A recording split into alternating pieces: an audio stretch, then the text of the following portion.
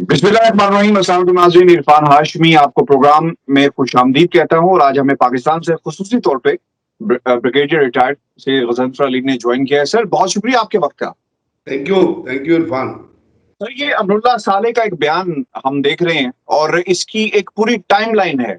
ये एक दिन में या 2 दिन में नहीं है। अब्दुल्ला साले is famous and for all such statements Pakistan के हवाले से। इनकी एक स्टेटमेंट नहीं, कई स्टेटमेंट्स हैं। ऐसा लगता है कि अब्दुल्ला साले साहब लॉबी करते हैं इंडिया की और इंडिया की जुबान बोलते हैं। हिंदुस्तान टाइम्स के एक चैनल ने नहीं, मतलब हिंदुस्तान टाइम्स ने भी और भारत के एक चैनल ने नहीं, कई अखबारात ने और चैनल्स ने इनके बयान को लिफ्ट किया और अब वहां पे ड्रम बीटिंग की जा रही है। कहा जा रहा है कि पाकिस्तान क्या कर रहा है, पाकिस्तान तालिबान के साथ मिल गया है और सपोर्ट कर रहा है। पहले तो सर हम ये बताएं, और मैं चाहूंगा कि हम इस सेंटेंस का पोस्टमार्टम आज अपने प्रोग्राम 10 मिनट में करें कि ये कैसे मुमकिन है। वो ये कहते हैं और ये बड़ा मुज़ाहिका खेज है, पाकिस्तानी फजाइया ने अफगान फौज और अफगान फजाइया को सरकारी तौर पर मुतनब्बे किया है अगर तालिबान को अफगान इलाके स्पिन बल्दक से बेदखल करने की कोशिश की गई तो इसका जवाब देगा। सर हमें क्या मसला है, जिस मर्जी को जो मर्जी करे, उनका अपना मसला है। हमने फैसिलिटेट करना था, मीडिएट करना था, भरपूर तरीके से किए गए हैं। और सर हैरानगी की बात यह है कि हम मेजबानी करते रहे हैं इतने सालों से, वो कहाँ पे गई बातें हैं। और फिर दुनिया के किसी मुल्क ने मीडिएट नहीं किया, पाकिस्तान ने मीडिएट किया और पाकिस्तान की कोशिशों की वजह से आज अमेरिका वहां से निकल पाया है और हम चाहते हैं कि हम आए। जी सर, कैसे देखेंगे इस सेंटेंस को? हम सिर्फ इस जुमले पर बात करेंगे, प्रोटोकॉल्स क्या हैं, किस तरह ये होता है और ये जो साले साहब कह रहे हैं इसमें कितना सच है।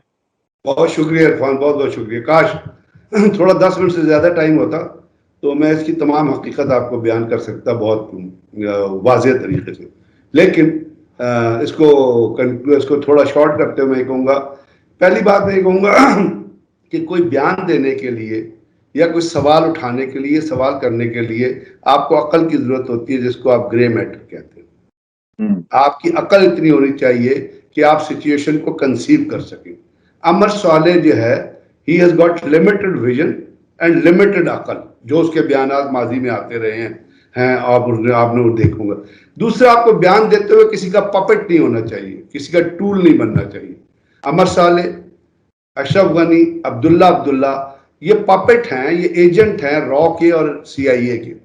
ये उनके टुकड़ों पे पलते हैं, उनके पैसे का खाते हैं, उनके पैसे लेके डिजाइनर सूट पहनते हैं और इनको लाइन दी जाती है। जैसे अशरफ गनी को लाइन दी गई थी कि आपने हर कॉन्फ्रेंस में पाकिस्तान को इल्जाम लगाना है। जिस तरह इंडिया के अंदर आप देखते हैं कि इंडियन इलेक्शंस जब होते हैं तो वो किस चीज पे पार्टी जीतती है, पाकिस्तान रिटॉरिक्स के ऊपर, पाकिस्तान एंटी पाकिस्तान स्टेटमेंट। और इसको नरेंद्र मोदी ने बिल्कुल क्लियर कर दिया था कि उस जैसे दहशतगर्द ने बांग्लादेश में जाके बयान दिया कि मैंने पाकिस्तान को तोड़ने की कोशिश कर दिया। ये उन्होंने अशरफ गनी को भी फीड किया हुआ है, उसके पैसे मिलते हैं, अब्दुल्ला का पैसे।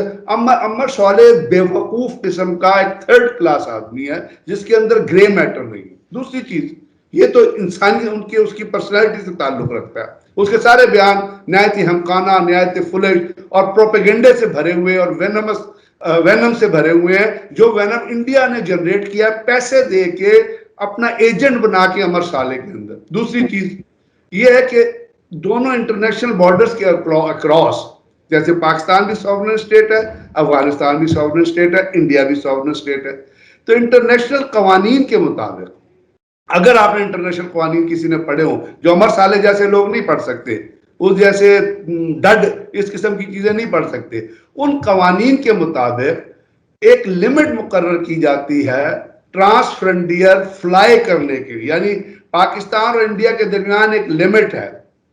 जिस वक्त ये अपना इंडिया और पाकिस्तान का टेंशन हो रही थी, आपको याद होगा, तो जो हमारे जहाज कराची जाते थे अमूमन वो इंटरनेशनल बॉर्डर से कोई 20 किलोमीटर पीछे रह के फ्लाई करते हैं।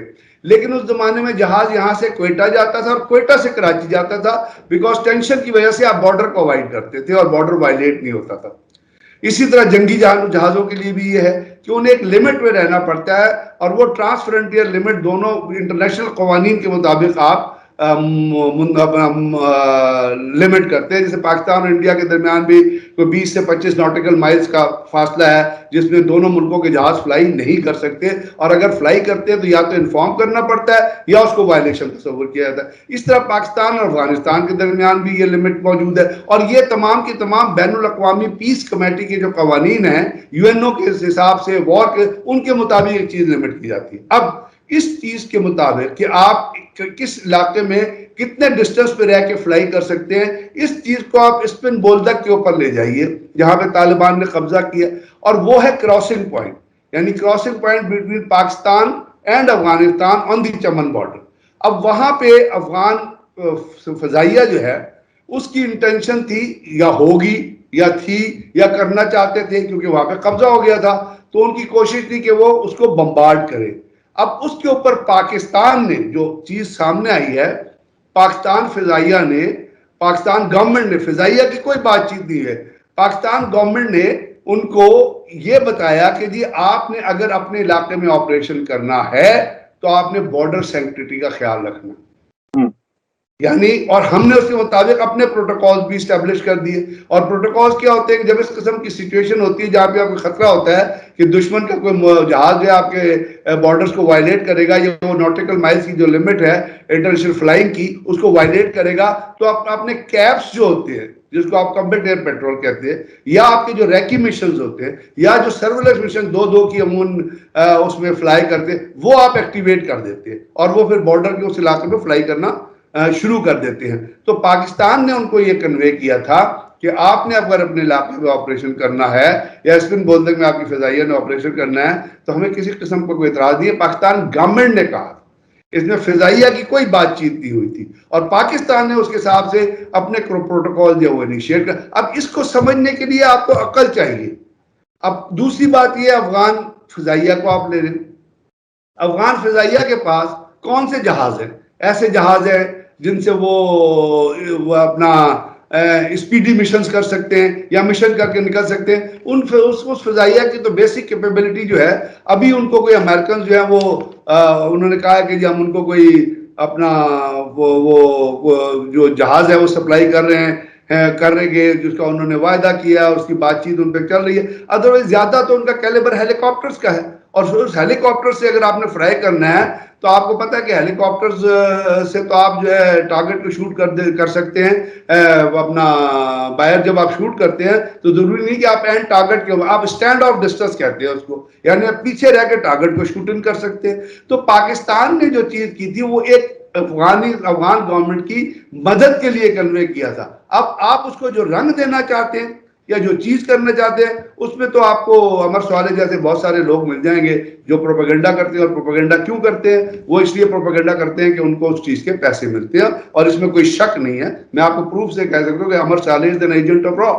इस तरह अशरफ गनी को वो पैसे देते हैं, अब्दुल्ला को वो पैसे देते हैं, उनको बुला के वहां पे ट्रेनिंग उन्होंने की है, उनको बाकायदा वो सेमिनार में इन्वॉल्व करते हैं, इंडिया टुडे उनको फीड इन करता है. ये जितनी स्टेटमेंट्स आती हैं ये आफ्टर इंडियन फीडिंग आती हैं, और इसके साथ साथ अमेरिकन से भी जो उनके, क्योंकि अगर अफगानिस्तान में, इरफान में बड़ा आपको रिपीटेडली बड़ा कैटेगोरिकली कह रहा हूं, अगर अफगानिस्तान में कोई अमन नहीं आने देना चाहता वो है अशरफ गनी, अब्दुल्ला और अमरीश वाले जैसे लोग. क्योंकि अगर अफगानिस्तान स्टेबलाइज होता है, आप खुद ही सोच ले, लोग जो देख रहे हैं वो सोच ले, अगर अफगानिस्तान इस वक्त क्या पोजीशन है, इस वक्त इरफान पोजीशन अगर बहुत आपको कैलकुलेशन करें ना तो ये आ रहा है कि हम 85 पे नहीं जाते कि तालिबान ने 85% इलाका, हम सिर्फ ये जो बड़े कैलकुलेटिव एस्टिमेट पे जाते हैं कि तालिबान ने 45% इलाका कब्जे में लिया हुआ है.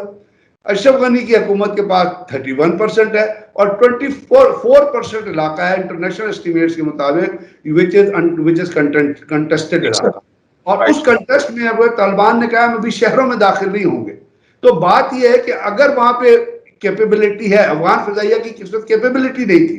पिछला भी जो मिशन हुआ वो अमेरिकन पायलट्स ने फ्लाई किया था, वो अफगान पायलट फ्लाई नहीं कर रहे थे. वो अफगान, क्योंकि अफगानिस्तान की जितनी ट्रेनिंग की आपको पता है, वो उनके combined air power transition force जो थी CAPTF उसने की थी, या NATO air training command centre थे अफगानिस्तान के, उन्होंने किया था. तो वो जो चीजें जब वहां से निकल गए हैं तो वो सुपरविजन भी वहां पे मौजूद है. दूसरे एक और चीज याद रखिएगा, کہ اگر افغانستان کی ایئر فورس کو آپریشن کرتی ہے تو اگر جہاز انوالو ہوتے ہیں تو اس کے بعد ان کو مینٹننس چاہیے ہوتی ہے ریپیٹ کرنے کے لیے اپنے مشن کو. اب وہ مینٹننس وہاں پہ مینٹننس ٹیم وہاں سے چلی گئی. ابھی صرف ایک مینٹننس جو ہے وہ اگر آپ جائیں گے تو وہ اپنا ادید ایئر پاور فیلڈ ہے, ایئر بیس ہے ان قطر, ان کی اور امریکن فورس جہازوں کی جو مینٹننس کرتے ہیں وہ پرائیویٹ کانٹریکٹرز کرتے ہیں, یہ بھی یاد رکھیے گا. تو اب صرف وہ کانٹریکٹر موجود ہیں, ایک ادید ایئر فیلڈ ہے قطر میں وہاں پر.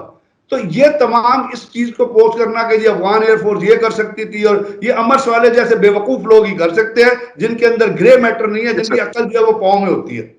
بالکل صحیح ہے, پوائنٹ آ گیا. یہی سر ہم نے آج اپنے اس پروگرام میں واضح کرنا تھا کہ جو سٹیٹمنٹ دی گئی کہ ایسی کوئی کاروائی ہوگی اور وہاں سے وہ آ رہے تھے, پہلی بات ہے کہ کیپیسٹیز کے ایشوز ہیں, یہ ممکن ہی نہیں ہے کہ کر سکتے.